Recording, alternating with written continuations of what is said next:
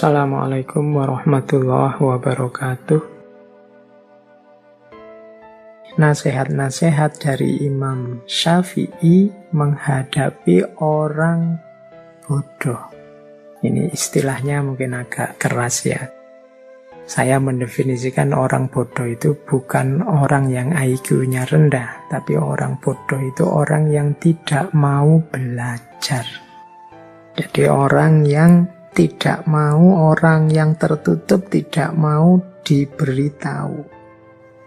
Diberitahu saja tidak mau, apalagi belajar sendiri. Nah, ini orang-orang ini bahaya. Apalagi kalau orang-orang ini orang yang merasa bahwa dirinya sudah tahu, dirinya sudah pinter, dirinya sudah benar, sudah baik.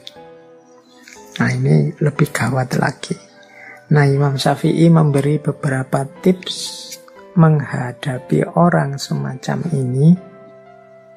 Yang pertama, kata Imam Syafi'i, janganlah engkau menyampaikan pendapat kepada orang yang tidak menghendakinya. Engkau tidak akan mendapat pujian, pendapatmu pun tidak akan berguna. Jadi kalau memang jelas orang ini sudah tertutup, diberitahu tidak bisa, dinasehati mental. Tipenya memang sudah seperti itu. Yo, kita jangan capek-capek, katanya Imam Syafi'i, ya, menyampaikan nasihat-nasihat atau pendapat-pendapat padanya. Karena tidak akan ada gunanya. Engkau pun tidak akan dipuji. Bahkan mungkin yang kau dapat hanya sakit hati, karena dia akan menertawakanmu. Dia akan menganggapmu rendah, lemah, dan lain sebagainya. Jadi ya sudahlah, ada titik di mana kita berpikir taktis, strategis dalam kebaikan. Antara lain, ya tidak usah capek-capek menasehati orang yang tidak mau, orang yang menutup diri. Cari strategi yang lain yang lebih efektif. Karena nasihatmu tidak akan berguna, engkau pun tidak akan dapat pujian. Itu nasihat pertama. Bertemu orang-orang yang tidak pinter, orang-orang yang tertutup. Yang kedua, silahkan hina diriku sepuas kalian. Aku akan tetap diam saja. Bukannya aku tidak punya jawaban, tetapi singa selalu tidak akan membalas gonggongan anjing. Analoginya menarik. Jadi kadang-kadang ada orang yang tidak ngerti, orang ini tidak tahu, diberitahu tidak bisa, tapi tiap hari mungkin menghina kita, mengkritik kita, menjatuhkan kita, menunjukkan di mana kesalahan kita, padahal dia tidak ngerti duduk persoalannya.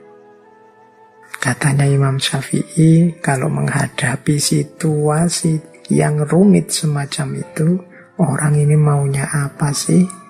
Dia tertutup, diberitahu tidak mau, tapi kelakuannya tiap hari menyakiti dan menyakitkan. Kata Imam Syafi'i, ya sudahlah, hinalah diriku sepuas kalian, tapi aku akan tetap diam. Bukannya aku tidak punya jawaban, tetapi singa selalu tidak akan membalas gonggongan anjing. Jadi menggonggonglah sepuasmu. Toh engkau diingatkan juga tidak mau. Engkau diberi tahu yang benar juga tidak mau. Kalau engkau memang puas dengan menghina, hinalah diriku sepuas mungkin, dan aku akan tetap diam. Karena kalau aku menjawab, membalas, yang terjadi biasanya kontraproduktif. Engkau semakin panjang ngomong, engkau semakin tidak karu-karuan. Tunggulah sampai gonggongan anjingnya berhenti, baru singa menyala. Jadi ini yang kedua. Mungkin teman-teman punya situasi nanti mengalami situasi semacam ini. Quotes ini boleh dipakai. Tapi juga ya ndak dipakai sembarangan. Nanti setiap kali ada orang ngeritik kalian pakai ini. Aku diam saja. Singa kan ndak membalas gonggongan anjing. Padune kamu ndak bisa jawab kritikannya temenmu. Ini situasinya tidak untuk situasi semacam itu, tapi untuk situasi mungkin ada orang yang bodoh tapi cerewet, diberitahu tidak mau, suaranya tidak berhenti-berhenti, ya mungkin situasi yang seperti itu. Tapi untuk kritik-kritik yang konstruktif, produktif, diskusi-diskusi yang billati ya ahsan, jangan diam saja, ikhlaslah bertukar pikiran, saling memberi masukan. Jadi ini kalimatnya Imam Syafi'i ini ya silahkan dipakai sesuai dosisnya, sesuai ruang dan waktunya. Quote selanjutnya juga mirip. Biarlah mereka bersikap bodoh dan menghina, dan tetaplah kita bersikap santun. Gaharu akan semakin wangi ketika disulut api. Jadi ini melanjutkan tadi, ketemu orang yang seperti tadi loh. Seandainya harus merespon, ya tetap kita respon dengan santun, tetap kita tidak lupa akhlak, tidak lupa adab. Biar saja orang terus menghina kita, orang terus menyakiti kita. Kalau kita memang ada dalam kebenaran, ada dalam kebaikan, maka gaharu akan semakin wangi ketika disulut api. Gaharu itu ya kayak dupa itu kan, alat untuk menyebarkan aroma. Nah itu kalau ingin wangiannya semakin tersebar ya apinya ditambah. Ya kayak dupa itu kan ditiup apinya semakin muncul, kemudian aromanya semakin menyebar. Kayak kemenyan itu kan juga begitu. Nah, jadi biarlah orang menghina. Orang menghina kita itu kan semacam melemparkan api kepada kita, menyulutkan api dalam hati kita. Tapi tidak usah khawatir karena kita jenisnya gaharu. Semakin diberi api, kita semakin memberikan aroma wewangian.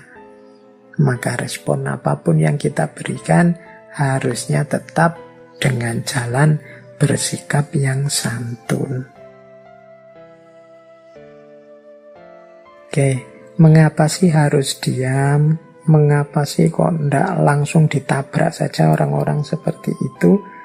Kata Imam Syafi'i selanjutnya, aku mampu berhujjah dengan 10 orang berilmu, tetapi aku akan kalah pada 1 orang yang bodoh, karena ia tidak tahu akan landasan ilmu.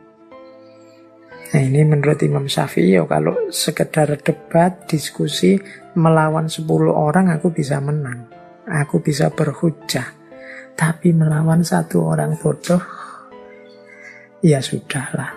Aku tidak akan menang. Kenapa? Dia tidak ngerti landasannya ilmu. Sehingga yang dia lakukan paling yo ngeyel. Paling yo pokoknya. Paling yo menganggap kebenarannya satu-satunya. Tidak mau mendengarkan argumen yang lain, tidak mau mendengarkan dalil yang berbeda, tidak mau melihat perspektif yang berbeda. Diskusi dengan orang semacam ini tidak akan menang. Maka ya jalan satu-satunya ya sudahlah. Seperti yang di atas tadi. Bisa diam dan bisa tetap bersikap santun. Karena memang orang bodoh ini adalah orang-orang yang tidak tahu landasannya ilmu. Ini yang agak menyulitkan. Kalau orang pinter sama orang pinter ya biasanya lebih mudah. Bahkan ada gium al-alim wal-alim kafa bil isyarah. Orang sama-sama pinter itu mungkin menasehatinya nggak pakai kata-kata yang panjang lebar. Dengan isyarat-isyarat saja sudah masuk nasihatnya. Nah, terus menghindarkan telinga dari hal-hal yang tidak baik merupakan suatu keharusan sebagaimana seseorang mensucikan tutur katanya dari ungkapan buruk. Ini zaman Imam Syafi'i. Belum ada medsos, belum ada gadget, belum ada internet. Kalau hari ini informasi itu tidak hanya datang lewat telinga, tapi juga lewat mata. Jadi menjaga mata dari membaca hal-hal yang tidak baik. Ini kalau mau dilengkapi. Menghindarkan telinga dari mendengar hal-hal yang tidak baik. Ini keharusan. Kenapa? Membaca, mendengar itu sama dengan memasukkan sesuatu ke dalam diri kita. Ini kalau kita tidak hati-hati, kalau kita memasukkan juga yang rusak-rusak, sama artinya dengan merusak diri kita, merusak pikiran kita. Maka mari kita hati-hati, lebih baik menghindar. Misalnya punya grup WhatsApp yang isinya begitu-begitu, terus yang tidak baik, ya sudahlah. Kalau ada tiba-tiba grup WhatsApp-nya penuh yang isinya begitu-begitu, ya dibersihkan saja, clear all. Mungkin bila perlu, tidak perlu dilihat-lihat.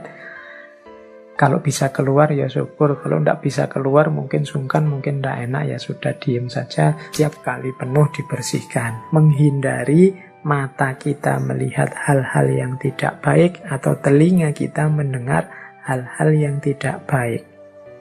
Mulut kita kan juga harus dijaga, tidak ngomong yang jelek-jelek. Telinga kita berarti harus dijaga, tidak mendengar yang jelek-jelek. Mata juga harus dijaga, tidak melihat yang jelek-jelek. Ini kunci, salah satu cara agar jiwa kita tidak gelap.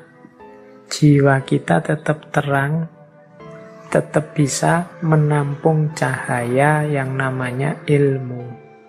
Mendengar yang tidak baik itu salah satu maksiatnya telinga. Melihat yang tidak baik ini maksiatnya mata. Padahal maksiat itu salah satu yang menghalangi kita dari ilmu, dari cahaya dari Allah. Biasanya yang tidak baik itu muncul dari orang-orang bodoh, dalam tanda petik tadi ya, dengan definisi bodoh yang saya jelaskan tadi. Jadi ini beberapa tips dari Imam Syafi'i menghadapi orang bodoh.